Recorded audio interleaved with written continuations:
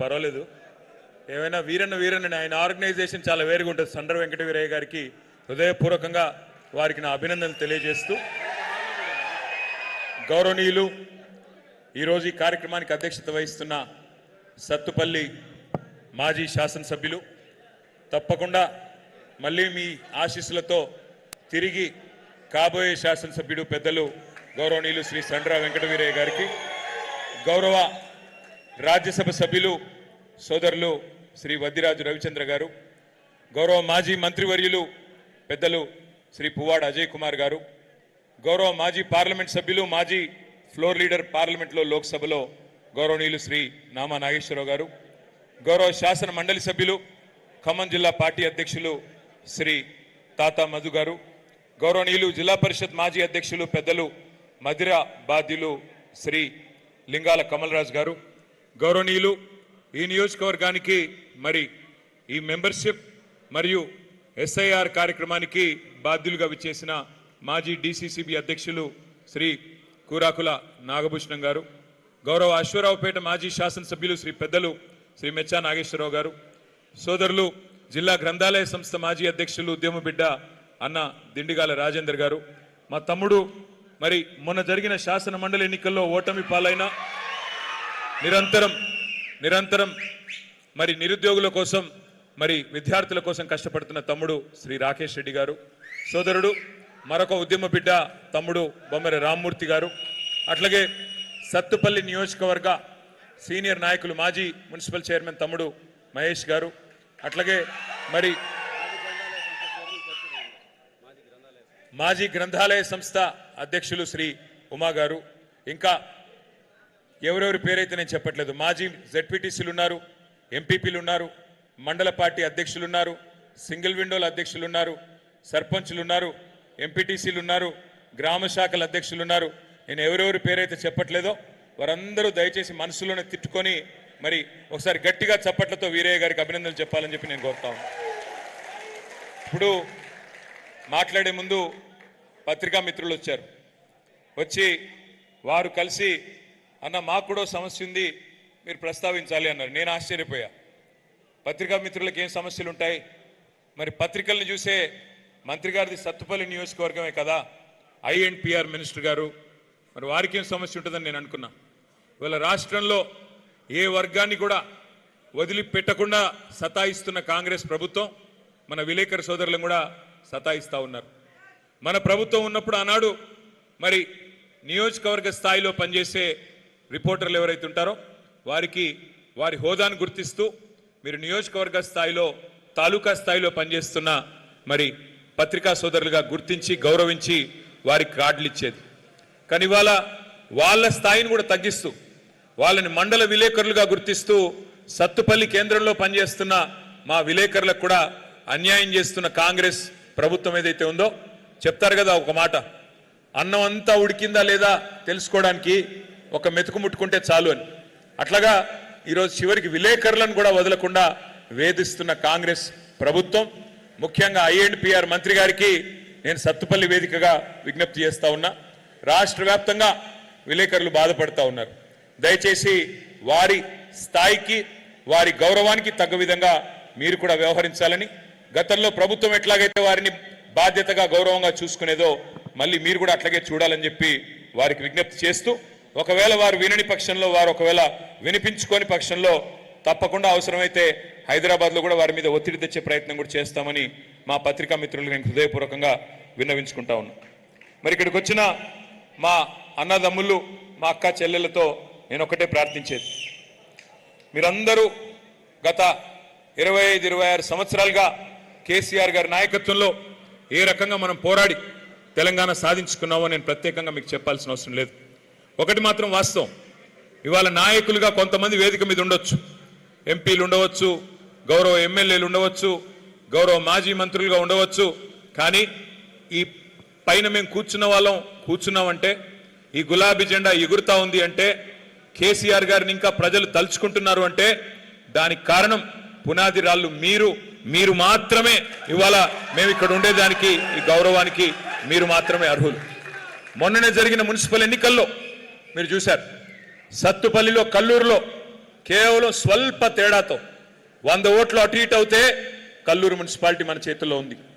ఒక 250 ఓట్లు అటు ఇటు అయితే సత్తుపల్లి కూడా మనం గెలిచి ఉండేవాళ్ళం. అయినప్పటికీ వీరోచితంగా పోరాటం చేసి మరి బ్రహ్మాండంగా మన గౌరవాన్ని కాపాడిన మా నాయకులకి కార్యకర్తలందరికీ కూడా పేరు పేరున హృదయపూర్వకంగా నేను అభినందనలు తెలియజేస్తా ఉన్నా.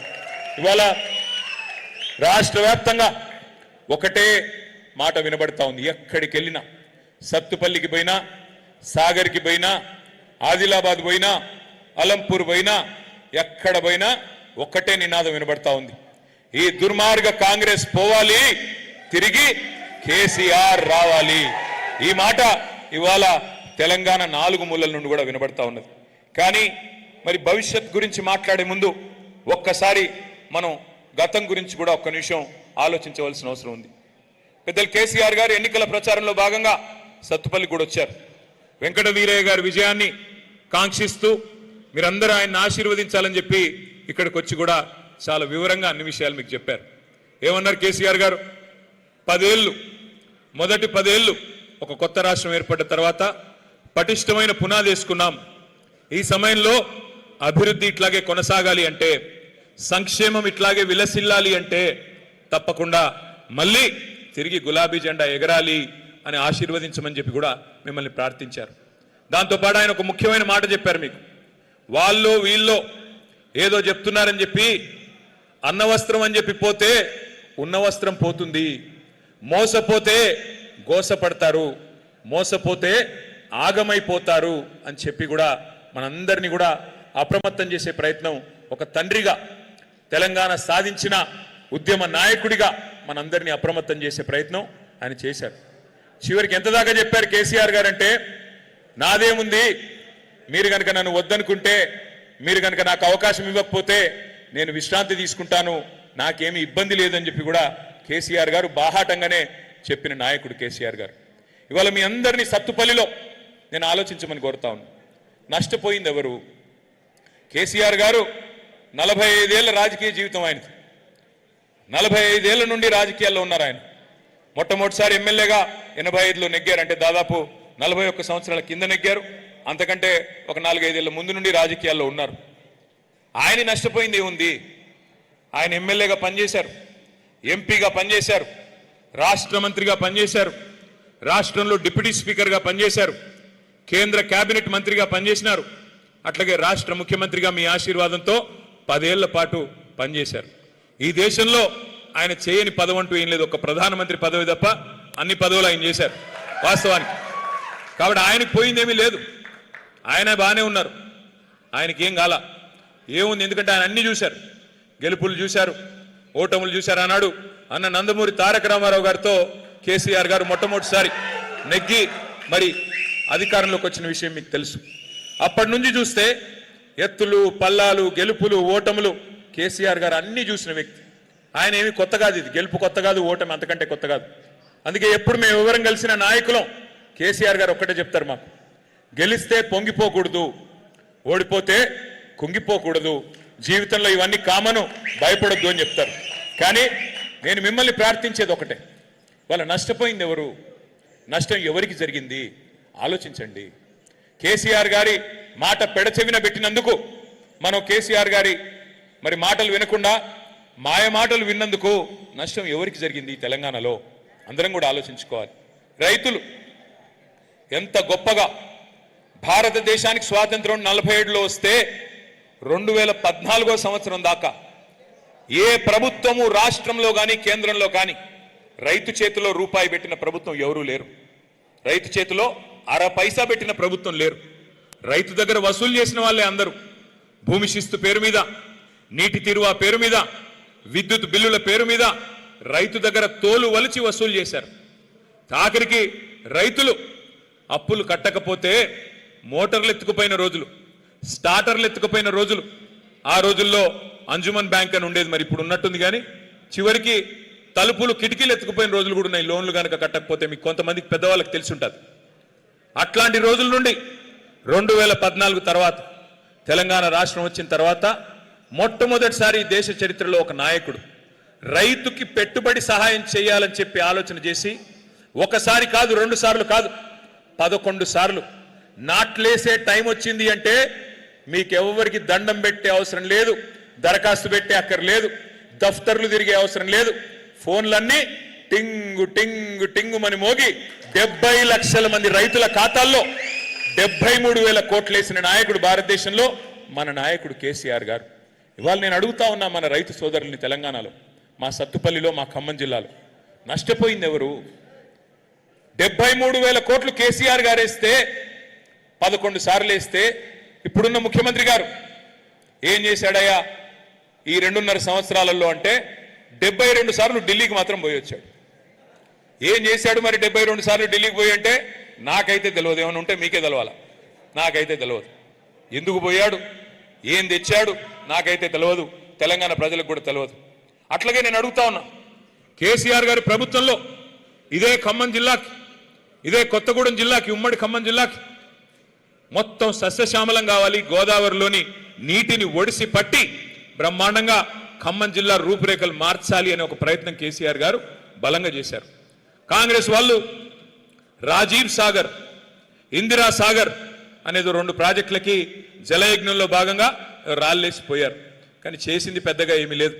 కానీ కేసీఆర్ గారు ఎవరో నాయకుల పేర్లు, తెలంగాణకు సంబంధం లేని వాళ్ళ పేర్లు ఎందుకని చెప్పి ఆలోచన చేసి మీ జిల్లా మొత్తం తెలంగాణకు ఆరాధ్య దైవమైన భద్రాద్రి సీతారామ స్వామి వారి పేరు మీద సీతారామ ప్రాజెక్ట్ అని పెట్టి మన జిల్లాకి 7 లక్షల ఎకరాలకి, కొత్తగా 4.5 లక్షల ఎకరాలకి కొత్త ఆయకట్టు స్థిరీకరించడానికి ఎన్ఎస్పి కింద ఉండే కాలువల కింద ఉండే వ్యవసాయాన్ని స్థిరీకరించడానికి 2.5 లక్షల ఎకరాలకి, మొత్తంగా 7 లక్షల ఎకరాలకి సాగునీరు అందించే ఒక బృహత్తరమైన యజ్ఞానికి శ్రీకారం చుట్టారు. అందులో మీ సత్తుపల్లిలో 90,000 ఎకరాలు స్థిరీకరణ, 40,000 ఎకరాలు కొత్త ఆయకట్టు, మొత్తం కలిపి 130,000 ఎకరాలు సీతారామ ప్రాజెక్టు పూర్తయితే మొట్టమొదటి అందుకునే నియోజకవర్గం మీ సత్తుపల్లి నియోజకవర్గం అనే మాట నేను మీకు విజ్ఞప్తి చేస్తా ఉన్నాను. 1 కాదు 2 కాదు, దాదాపు 10,000 కోట్ల రూపాయలతో ప్రారంభమైంది సీతారామ ప్రాజెక్టు. అందులో 8,000 కోట్ల రూపాయలు కేసీఆర్ గారి ప్రభుత్వమే ఖర్చు పెట్టింది. అంటే 80% నిధులు మనం ఆల్రెడీ ఖర్చు పెట్టాం. మరి 2.5 సంవత్సరాల్లో కాంగ్రెస్ ప్రభుత్వం వచ్చిన తర్వాత, జిల్లా మొత్తం కాంగ్రెస్కే గెలుపు అందించిన తర్వాత వారు మనకేమిచ్చారు? ఇవాళ ఖమ్మం జిల్లా రైతులు ఆలోచన చేయాలి. జిల్లా నుండి 3 మంత్రులు ఉన్నారు, ఉప ముఖ్యమంత్రి గారు, వ్యవసాయ మంత్రి గారు, రెవెన్యూ మంత్రి గారు, పవర్ఫుల్ పోర్ట్ఫోలియోలో ఉన్నారు. పవర్ అంతా ఖమ్మం జిల్లాలోనే ఉందట. కానీ మరి ఖమ్మం జిల్లా ప్రజలకు ఏం ఒరిగింది, ఖమ్మం జిల్లా రైతులకు ఏం జరిగింది? దయచేసి మీరు ఆలోచించమని చెప్పి నేను ప్రార్థిస్తా ఉన్నా. రుణమాఫీ అన్నారు, 2 లక్షల వరకు రుణం మాఫీ చేస్తామన్నారు. 2 లక్షలు ఎన్ని డైలాగులు కొట్టారు? 2 లక్షల రుణమాఫీ అని చెప్పి గద్దెనెక్కిన కాంగ్రెస్ ప్రభుత్వం మరి డిసెంబర్ 2023లో బట్టి విక్రమార్క గారు మీటింగ్ పెట్టారు బ్యాంకర్లందరితో. పెట్టి ఏమన్నారు? 50,000 కోట్లు అవసరం పడుతుంది. ఏది 2 లక్షల రుణం మాఫీ చేయాలి అంటే 50,000 కోట్ల రూపాయలు అవసరం పడుతుందని చెప్పి బ్యాంకర్లు బట్టి గారికి చెప్పారు. బట్టి గారు సరే అన్నారు. మరి ఏమైందో ఏమో తెలియదు. డిసెంబర్ పోయింది, క్యాలెండర్ మారింది, జనవరి వచ్చింది. జనవరిలో ముఖ్యమంత్రి గారి ప్రకటన 40,000 కోట్లు చాలు రుణమాఫీకి, 2 లక్షల రుణమాఫీకి. 10,000 ఎగిరిపోయింది, ఎవడు తిన్నాడో తెలియదు. 10,000 ఎగిరిపోయింది, 40,000 కోట్లు చాలు, మేము 1 సంవత్సరం కడుపు కట్టుకుంటే ఆ 40,000 కోట్లు ఎడమ చేత్తో ఇచ్చేస్తా అని ముఖ్యమంత్రి గారు మాట్లాడిన మాట మేము నిజమేనేమో అనుకున్నాం. మరి 40,000 మాయమైంది. మళ్ళీ కేబినెట్ మీటింగ్ కాడికి పోయేసరికి 31,000 కోట్లు సరిపోతాయన్నారు. 31,000 కోట్లు సరిపోతాయన్నారు. ఓహో, ఆ 9,000 కోట్లు ఎక్కడ పోయిందంటే ఎవరికి తెలియదు. 9,000 కోట్లు మాయమైపోయింది. కేబినెట్ నుంచి అసెంబ్లీకి వచ్చే లోపల అసెంబ్లీలో బడ్జెట్ పెట్టే దానిలో 26,000 కోట్లు అని పెట్టారు. అక్కడ మళ్ళీ ఒక 5,000 కోట్లు మాయమైంది. ఎక్కడ మొదలైంది? 50,000 కోట్ల కాడ మొదలైంది రుణమాఫీ కథ. అక్కడి నుంచి ముఖ్యమంత్రి గారి దగ్గరికి వచ్చేసరికి 40,000 కోట్లు అన్నాడు. ఎడమ చేతితో ఇచ్చేస్తా, 1 సంవత్సరం కడుపు కట్టుకుంటే చాలన్నాడు. తర్వాత మళ్ళీ కేబినెట్ కాడికి వచ్చేసరికి 31,000 కోట్లు. అసెంబ్లీకి వచ్చేసరికి బడ్జెట్ సమావేశాలకు వచ్చే వరకు 26,000 కోట్లు. అక్కడి నుంచి చివరికి ఎక్కడ ఆగిందయ్యా అంటే ఈ మధ్యన నొక్కి నొక్కి చెప్తున్నారు తుమ్మల గారు, 20,000 కోట్లు ఇచ్చాం. అయ్యా నేను అడుగుతా ఉన్నా, 50,000 కోట్లు అని చెప్పింది మీరే, 50,000 కోట్లు అవసరం పడుతుందని చెప్పింది డిసెంబర్ 23లో మీరే, ఇవాళ 20,000 కోట్లు ఇచ్చామని చెప్తుంది మీరే. అంటే దాని అర్థం ఏంటి? రూపాయిలో 40 పైసలు మాత్రమే రుణమాఫీ జరిగింది, ఇంకా 60 పైసలు కాలేదు. ఇది మోసం కాదా? ఇది ఓట్లేసిన ఖమ్మం జిల్లా రైతుల్ని మీరు వంచడం కాదా? మిత్తిలు కట్టుకోండి, 2 లక్షల మీద ఎంతుంటే అంత మీరు కట్టేయండి, మిగతాది మేము కడతామని మీరు చెప్పిన మాట వాస్తవం కాదా? మిమ్మల్ని నమ్మి బ్యాంకుల్లో మిగతా డబ్బులు కట్టుకున్న రైతుల పరిస్థితి ఏంటి ఇవాళ ఆలోచించమని చెప్పి ఖమ్మం జిల్లా రైతు బిడ్డలు నేను అడుగుతా ఉన్నా. అట్లాగే మీకు తెలుసు రైతు బంధు. అయ్యా కాంగ్రెస్ వస్తే రైతు బంధుకు రామ్ రామ్ చెప్తారు, రైతు బంధు ఉండదు, ఇవ్వరు అని కేసీఆర్ గారు చెప్తే రేవంత్ రెడ్డి గారు ఏమన్నారు ఆ రోజు? ఎవరయ్యా చెప్పింది మీకు రైతు బంధు బంద్ చేసేందుకు? మేమేమన్నా దివానగాళ్ళమా? మాకేమన్నా దిమాగ్ లేదా? గుర్తుందా డైలాగు? లేదా వీడియో వేయాలా? గుర్తుందా? మేమేమైనా దివానగాళ్ళమా రైతు బంధు బంద్ చేసేందుకు? మాకేమైనా దిమాక్ లేదా అన్నాడు రేవంత్ రెడ్డి. ఇంకా గుర్తుందా ఏమన్నాడో ప్రతిపక్షంలో ఉన్నప్పుడు? ఏం కేసీఆర్ గారు 2 పంటలకే ఇస్తావా రైతు బంధు, 3వ పంటకి ఇయ్యవా అని ఎకసెక్కాలు ఆడిండు ఆ రోజు. 3వ పంటకు కూడా రైతు బంధు ఇవ్వాలన్న మొనగాడు ఇవాళ ఎక్కడ పోయినాడు మరి? పార్లమెంట్ అప్పుడు ఒక్కసారి రైతు బంధు, పంచాయతీ అప్పుడు ఇంకోసారి, ఇప్పుడు 30 తారీఖున ఇస్తున్నారంటే మళ్ళీ ఏదో ఎలక్షన్ ఉంటేనే ఇస్తాడు తప్ప లేకపోతే ఇచ్చే కేసు కాదు. ఎన్నికలు ఉంటేనే మళ్ళీ రైతు బంధు, లేకపోతే ఇప్పటికి 3 సార్లు రైతు బంధు ఎగ్గొట్టిన దివానా ఎవరు వినబట్ల? 3 సార్లు రైతు బంధు ఎగ్గొట్టిన దిమాగ్ లేనోడు ఎవడు? మరి వాళ్ళు నేనేం బూతులు తిట్టట్లేదు స్వామి, ఆయన చెప్పిందే చెప్తున్నా. దివానాగాడు దిమాగ్ లేనోడు అని ఆయన చెప్పిందానే ఉటంకిస్తున్నాను తప్ప మళ్ళీ లేకపోతే ఎవరో ఒకరు అంటారు ముఖ్యమంత్రి గారిని ఇట్లా అంటావా అట్లా అంటావా. ఈయన ఏం అనట్లేదు, ఆయన చెప్పిందే చెప్తున్నా. అట్లాగే నేను ఒకటి అడుగుతా ఉన్నా, మీరు ఆలోచించమని కోరుతా ఉన్నా. రుణమాఫీ మోసం, రైతు బంధు మోసం, బోనస్ అన్నారు.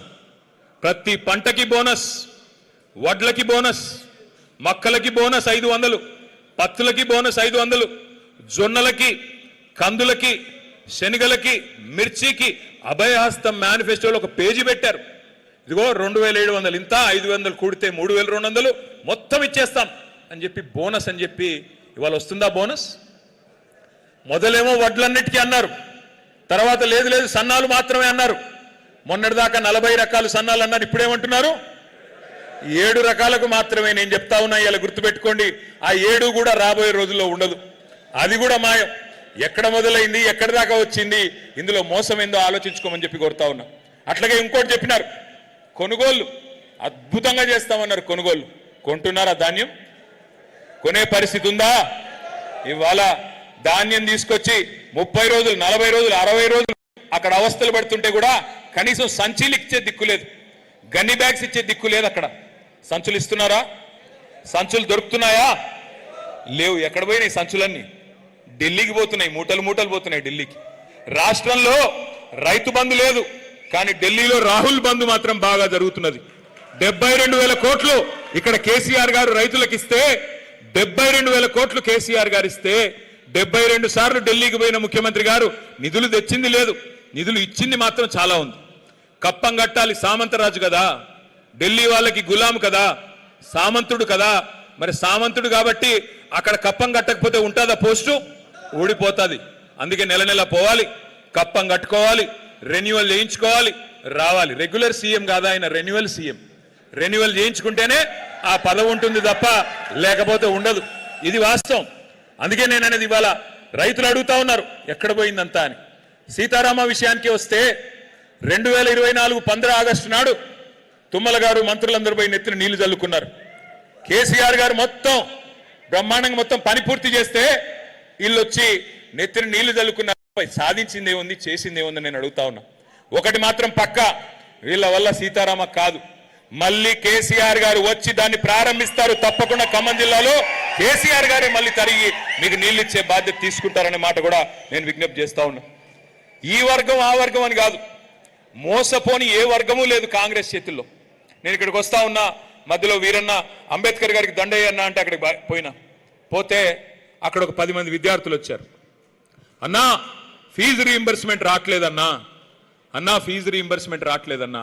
ఒక్కసారి గుర్తు తెచ్చుకోండి వాళ్ళ మాటలు. ఏం మాటలు చెప్పారు విద్యార్థులకి? 10వ తరగతి పాస్ అయితే 10,000, 12వ తరగతి పాస్ అయితే 25,000, డిగ్రీ పాస్ అయితే 1,00,000, పోస్ట్ గ్రాడ్యుయేషన్ పూర్తి చేస్తే 5 లక్షలు. గుర్తుందా?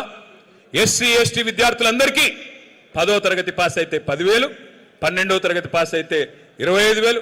నోటికొచ్చిన బొంకుడు ఇష్టం వచ్చిన మాటలు చెప్పారు.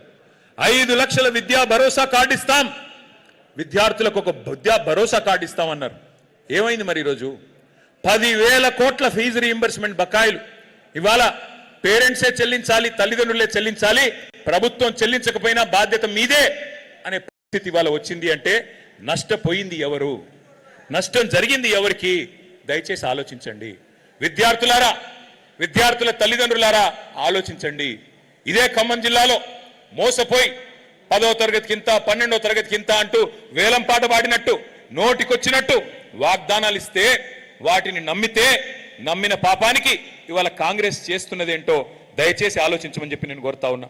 నిరుద్యోగులకు చెప్పాడు రేవంత్ రెడ్డి, మీకు ఉద్యోగం వచ్చేదాకా నేను మీతో ఉంటా, 1-2 ఉద్యోగాలు మీరు ఊడగొట్టండి, కేసీఆర్ ఉద్యోగం కేటీఆర్ ఉద్యోగం తీసేయండి, 2 లక్షల ఉద్యోగాలు ఇస్తా మొదటి సంవత్సరం అని చెప్పాడు. ఇచ్చాడా?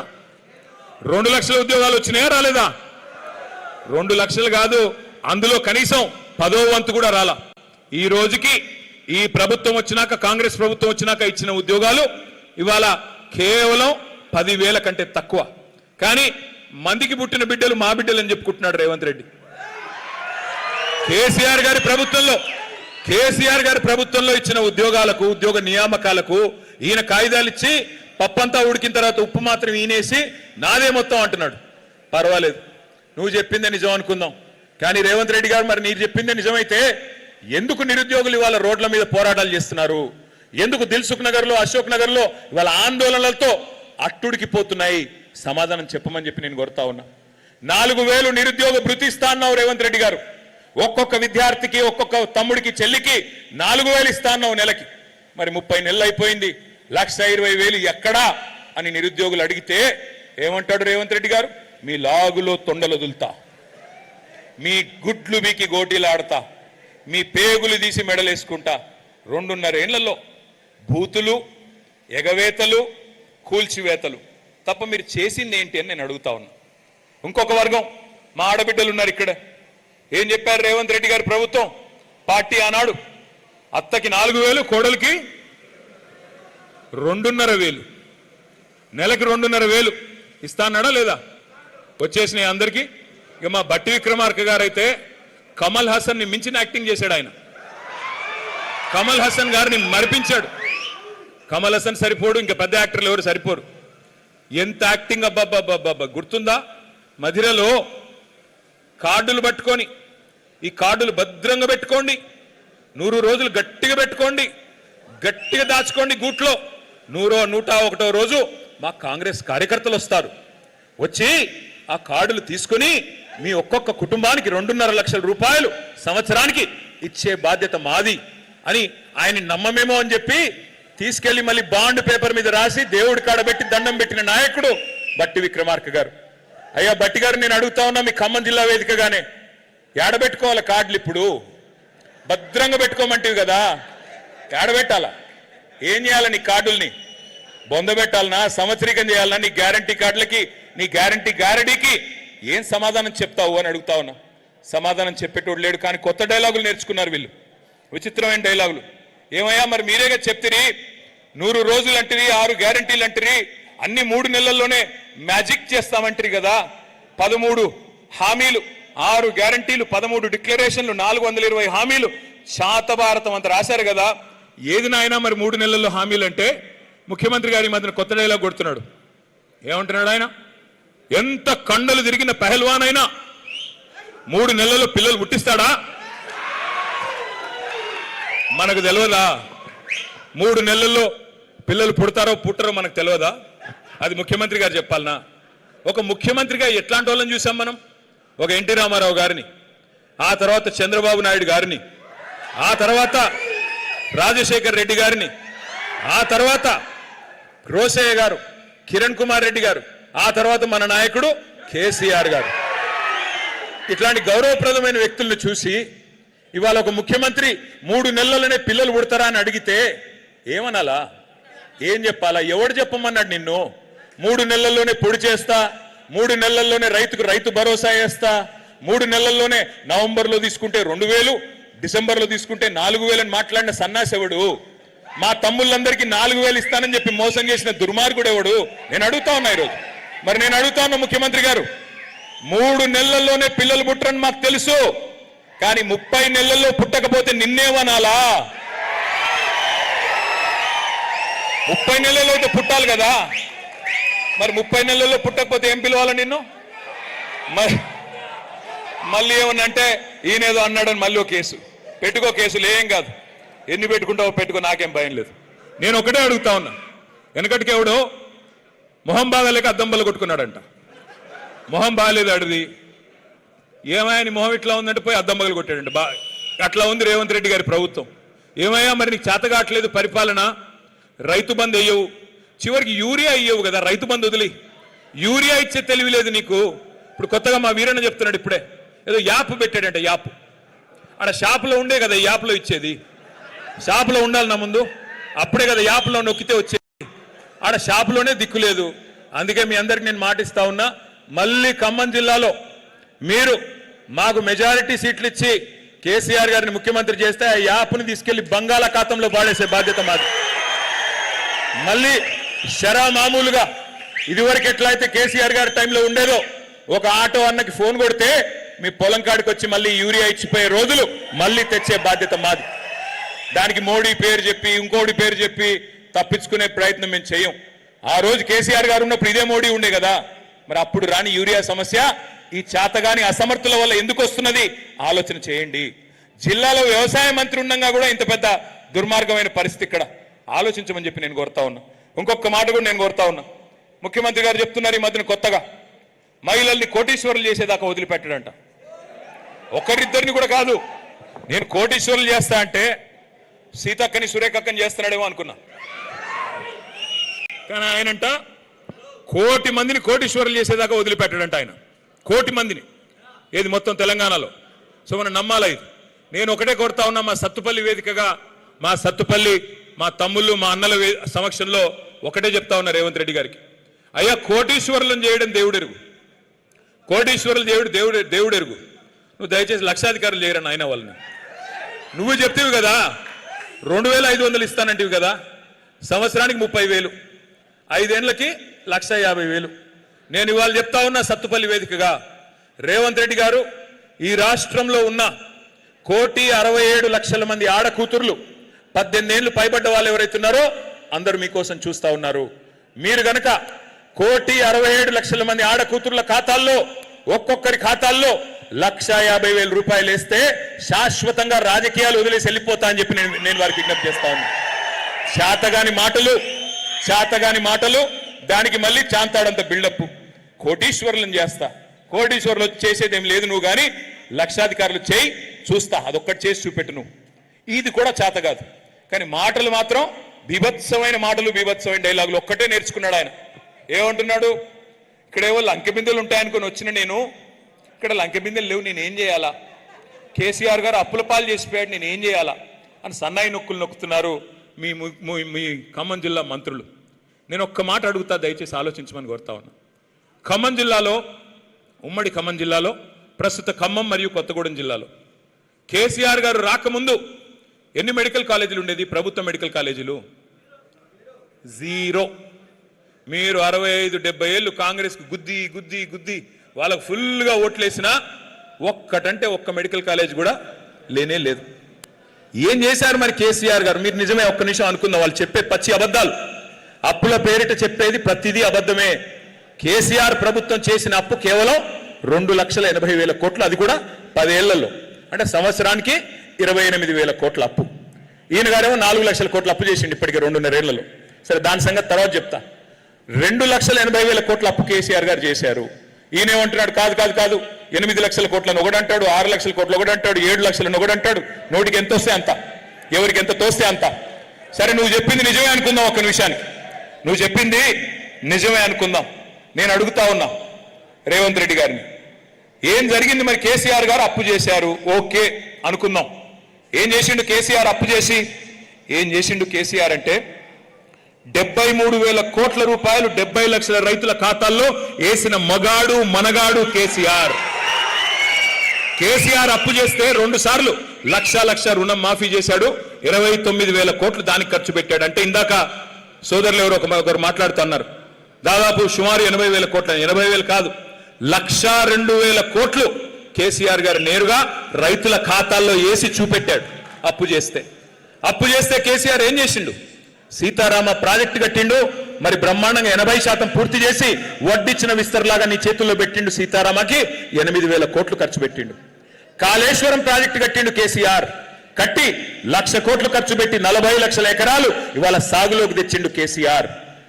అప్పు చేసిండు కేసీఆర్. ఎస్, పాలమూరు రంగారెడ్డి ఎత్తిపోతల పథకం కట్టి దాన్ని కూడా 90% పూర్తి చేసి దాదాపు 30,000 కోట్లు దాని మీద ఖర్చు పెట్టిండు కేసీఆర్. మీరు అధ్వానంగా చీకట్లో మమ్మల్ని వదిలిపెట్టిపోతే, కరెంటు ఇవ్వకుండా సతాయిస్తే మా రైతన్నల్ని కేసీఆర్ గారు వచ్చిన తర్వాతనే కదా భారతదేశం మొత్తంలో మొట్టమొదటిసారిగా 24 గంటలు ఉచిత విద్యుత్ రైతులకు ఇచ్చిన మనగాడు కేసీఆర్ కాదా?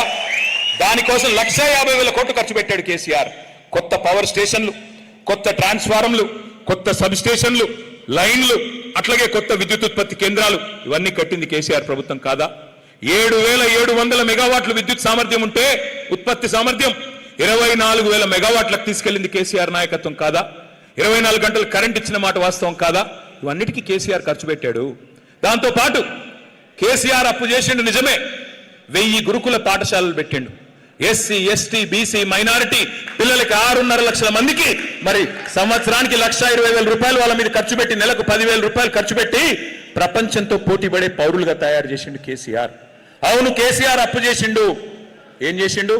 200 రూపాయల పెన్షన్ ని 10 రెట్లు పెంచి 2,000 రూపాయలు చేసి మరి ఆసరాగా నిలబడ్డాడు పేదింటి ఆడబిడ్డలకి, పేదింటి పెద్ద మనుషులకి. అవును, కేసీఆర్ అప్పు చేసిండు. 14 లక్షల మంది ఆడ కూతుర్లకి కళ్యాణ లక్ష్మి పేరుతో, షాదీ ముబారక్ పేరుతో ఒక మేనమామలాగా 1,00,000 రూపాయలు ఇచ్చి లగ్గం చేసిండు కేసీఆర్. అవును, కేసీఆర్ అప్పు చేసిండు. కేసీఆర్ కిట్లిచ్చి ఆడకూతురు పుడితే 13,000, మగపిల్లోడు పుడితే 12,000 ఎవరన్నా ఇచ్చారా దేశంలో? ఇవన్నీ చేసిండు కేసీఆర్. నేను రేవంత్ రెడ్డిని అడుగుతా ఉన్నా, అయ్యో మరి కేసీఆర్ అప్పు చేస్తే ఇన్ని పనులు చేశాడు, ఇంకా చెప్పమంటే ఇంకో గంట చెప్తా. దయచేసి నువ్వేం చేసావో చెప్పు. 4 లక్షల కోట్లు అప్పు చేసి 2.5 ఏళ్లలో నువ్వు చేసిందేంది, సాధించిందేంది, తెలంగాణకి వండి వారించిందేంది చెప్పమని కోరుతా ఉన్నా. ఒక్క పని ఏదన్నా ఫలానా పని గొప్ప పని చేశాడు రేవంత్ రెడ్డి గారు అని చెప్పుకునే పరిస్థితి ఉందా? చేశాడు గొప్ప పని. ఖమ్మంలో ఏం చేశాడు? వెలుగుమట్లలో పేదవారి ఇండ్లన్నీ నేలమట్టం చేశాడు. 1000 ఇండ్లు. ఎందుకు? వాళ్ళ రియల్ ఎస్టేట్ వ్యాపారాలకు అడ్డం వస్తున్నారని. పొంగులేటి శ్రీనివాసరెడ్డి గారి రియల్ ఎస్టేట్ వ్యాపారం, తుమ్మల నాగేశ్వరరావు గారి రియల్ ఎస్టేట్ వ్యాపారం, వాటికి అడ్డం వస్తున్నారని పక్కన ఉన్న అందవిహీనమైన కాలనీ అంటారు, పక్కన ఉన్న విల్లాస్కి అడ్డం వస్తుందని చెప్పి పేదవాళ్ళ కడుపు మీద తన్నారు కాంగ్రెస్ నాయకులు. అవును, అభివృద్ధి జరుగుతూ ఉంది బ్రహ్మాండంగా. రెవెన్యూ, రాష్ట్ర రెవెన్యూ పడిపోతోంది. కానీ రెవెన్యూ మంత్రి గారి అక్రమ సంపాదన మాత్రం 100,000 కోట్లు పెరిగిపోతానే ఉన్నది. అవును, అభివృద్ధి జరుగుతోంది. మీ బుగ్గపాడులో ఫుడ్ పార్కులో ఏం జరుగుతూ ఉంది? మట్టి ఎత్తుకొని పోతున్నారు. మట్టి మాత్రమే కాదు, ఇవాళ నేను అడుగుతా ఉన్నా, అక్కడ మార్కెట్ విలువ 60 లక్షలు ఉంటే ఎకరానికి 21 లక్షలకు ఎకరం రాసి ఇవ్వవలసిన అవసరం ఏమొచ్చింది? 70 ఎకరాలు. ఎవరికి రాసిచ్చారు? ఎందుకు రాసిచ్చారు? అదే కంపెనీ పక్కన మార్కెట్లో 60 లక్షల ఎకరం ఉంటుంది పక్కకే, కానీ ఇక్కడికి వచ్చేసరికి 21 లక్షల ఎకరాలు. ఎవరి కోసం? మీకు టిఎస్ఐఐసి వాళ్ళు చెప్పారు, ఇండస్ట్రియల్ ఇన్ఫ్రాస్ట్రక్చర్ కార్పొరేషన్ 40 లక్షలకు తక్కువ ఇవ్వకూడదని. మార్కెట్ వాల్యూ 60 లక్షలు, 40 లక్షలేమో మరి టిఎస్ఐఐసి వాల్యూ. ఏది కాదని 21 లక్షల రూపాయలకి ఎకరం ఎందుకు ఇవ్వాల్సి వచ్చింది? 21 లక్షలు ఒకటే కాదు, మట్టి. సీతారామ ప్రాజెక్ట్ నుండి 100 కోట్ల మట్టి దోపిడీ చేస్తున్న మంత్రి ఎవరు తెలవదా మీకు? మీ గౌరవ వ్యవసాయ మంత్రి గారు, ఆయనే ఉన్నారు దాని వెనకాల. ఇది జరుగుతూ ఉంది ఇవాళ రాష్ట్రంలో. ఏం జరుగుతూ ఉందంటే, పొంగులేటి గారికి మాత్రం 1000 కోట్ల కాంట్రాక్టులు, ఇక్కడ బుగ్గపాడులో దోపిడీ, అక్కడ వెలుగుమట్లలో ఇల్లు నేలమట్టం, రైతుకు రైతు బంధు రాదు, యూరియా దొరకదు, కొనేటోడు లేడు, దేనికి మళ్ళీ ఏమి జరగదు, పెన్షన్లు పెరగవు, ఏది ఒరగదు. కానీ మళ్ళీ అభయహస్తం గాడిది గుడ్డు, అది మాత్రం చెప్పాలి. అందుకే నేను మిమ్మల్ని ప్రార్థించేది, నష్టపోయింది ఎవరు? కేసీఆర్ గారా లేక ఖమ్మం జిల్లాలోని పేద ప్రజల? ఆలోచించండి. నేను ఇక చివరిగా ఒక్క మాట మీకు చెప్పేది, ఇవాళ రాష్ట్రంలో మోసపోని వర్గం లేదు. బీసీలకి 1,00,000 కోట్లు అన్నారు, మోసం. 5 ఏళ్లలో ప్రతి బడ్జెట్లో 20,000 కోట్లు పెడతాం. బీసీలను, ఎస్సీలను, ఎస్టీలను కాంట్రాక్టర్లు చేస్తాం. బీసీలకి 42% వాటా ప్రభుత్వ కాంట్రాక్టులలో, ఎస్సీ ఎస్టీలకు 32% వాటా అన్నారు. మరి వాళ్ళ పొంగులేటి శ్రీనివాసరెడ్డికి తప్ప ఎవరికన్నా వస్తున్నాయా కాంట్రాక్టులు? దయచేసి మీరు ఆలోచించండి. ఆయన మాత్రం 1000 కోట్లు వెనకేసుకోవచ్చు, కానీ ఇవాళ ఎస్సీ ఎస్టీ బీసీలకు ఇచ్చిన మాట మాత్రం ఎక్కడా చెల్లుబాటు కాదు. అందుకే మరి మీ మనసు నిండా ఉంది. నేను చూస్తా ఉన్నా సత్తుపల్లిలో దిగిన కాడికి వెళ్ళి ఇప్పటిదాకా మనసు నిండా ఉంది. ఏముంది? కేసీఆర్ గారు తిరిగి ముఖ్యమంత్రి కావాలి అనే కమిట్మెంట్ ఉందా? పక్కానా? వీరయ్య గారు మళ్ళీ తిరిగి గెలవాలా వద్దా? గెలవాలంటే కొద్దిగా గట్టిగా సౌండ్ పెంచాలా? కేసీఆర్ గారు తిరిగి ముఖ్యమంత్రి కావాలా వద్దా? కేసీఆర్ గారు తిరిగి వస్తేనే మళ్ళీ ఖమ్మం జిల్లాకు న్యాయం జరిగేది. అందుకే మరి గెలవాలి అంటే ఊరికే డైలాగులతోనో ఊరికే ఉపన్యాసాలతోనే కాదు. అందుకే ఈ కార్యక్రమం ఇవాళ పెట్టుకున్నాం. వీరయ్య గారు ప్రత్యేకంగా పిలిచారు, అన్న మీరు రావాలి, వచ్చి మా వాళ్ళకి కొంత దిశానిర్దేశం చేయాలి. మరి 294 బూతులు ఉన్నాయి సత్తుపల్లి నియోజకవర్గంలో, మరి కొంత మాకు గైడెన్స్ ఇవ్వాలని అడిగారు. అందుకే రెండు కార్యక్రమాలు ముఖ్యమైన కార్యక్రమాల గురించి మీకు చెప్పడానికి ఇక్కడ దాకా వచ్చాను. ఒకటి, ఎస్ఐఆర్ అనే కార్యక్రమం రేపు ఉదయం నుంచి ప్రారంభం కాబోతా ఉంది. ఎస్ఐఆర్ అంటే ఏంటో ఒక్క నిమిషం మీకు చెప్పే ప్రయత్నం నేను చేస్తా. ఒక్కసారి దయచేసి అందరూ అది తీసేయమనండి. మీరు వదిలి వాళ్ళు తీసుకుంటారు. మీరు ఆగండి.